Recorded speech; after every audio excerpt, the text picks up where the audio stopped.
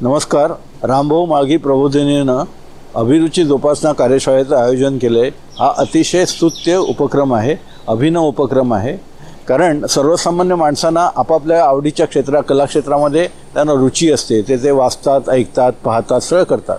पण ती रुची अभिरुचीमध्ये कशी परिवर्तित करावी हे त्यांना कळत नाही आणि त्यांना त्यासाठी मदत लागते कोणाची तरी. तर ही कार्यशाळा अशा सगळ्यांसाठी मदतीचं हे ठरणार आहे.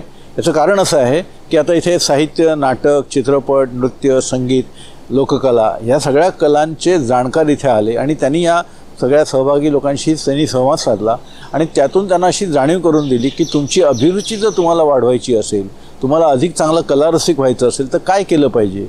आणि मी माझेसुद्धा चित्रपटाचा आस्वाद याच्यावरती माझं व्याख्यान झालं आणि ज्या प्रकारचा प्रतिसाद ह्या सगळ्या सहभागी लोकांकडून मिळाला तर मला असं वाटतं की हा उपक्रम, ही कार्यशाळा यशस्वी झालेली आहे.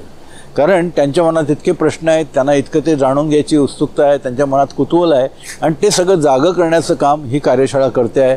आणि त्याच्यामुळे इथून जेव्हा ही सगळी मंडळी परत जातील तेव्हा त्यांच्या आपापल्या आवडीच्या कलाक्षेत्रामध्ये त्यांच्या जाणीवा त्यांना जाणवतील की त्या समृद्ध झालेल्या असतील, अधिक जाणतेपणानं ते त्या कलांचा आस्वाद घ्यायला लागतील आणि ते अधिक चांगले कलारसिक होतील. आणि यासाठी मी पुन्हा एकदा रामभाऊ म्हाळगी प्रबोधिनीच्या आणि त्या सर्व संयोजकांचे मी मनापासून आभार मानतो. धन्यवाद.